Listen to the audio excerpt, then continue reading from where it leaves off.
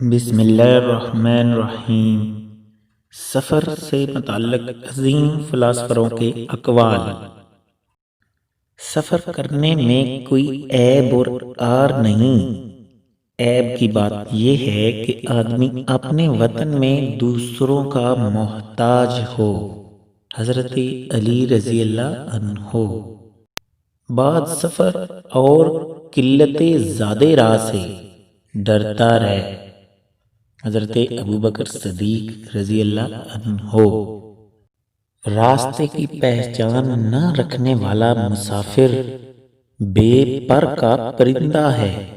شیخ Saadi رحمۃ اللہ علیہ۔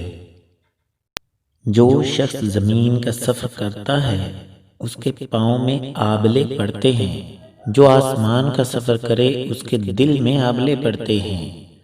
حضرت ابو الحسن خرقانی رحمۃ اللہ علیہ۔ تو اس دنیا میں دار آخرت کی طرف چلنے والا ایک مسافر ہے۔ تیرے سفر کی ابتدا مہد اور انتہا لحد ہے۔ تیری عمر کا ہر برس منزل، ہر مہینہ فرسنگ اور ہر دن میل اور ہر سانس قدم ہے۔ امام غزالی رحمۃ اللہ علیہ۔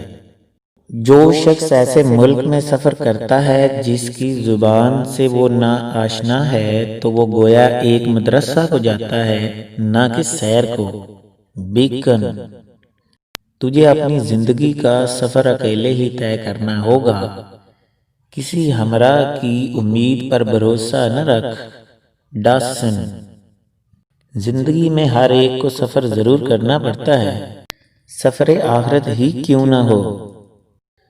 میں نے سمندروں میں سفر کیا اور خطروں کو دیکھا، مگر ظالم بادشاہ کے دروازے پر کھڑے ہونے سے زیادہ کوئی خطرہ نہیں۔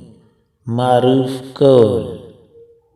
اگر آپ کو یہ ویڈیو پسند آئی ہے تو اسے لائک کر دیں۔ مزید ایسی ویڈیوز کو دیکھنے کے لیے ہمارے چینل کو سبسکرائب کر لیں۔ عرفان فانی کو اجازت دیجیے۔ اللہ حافظ۔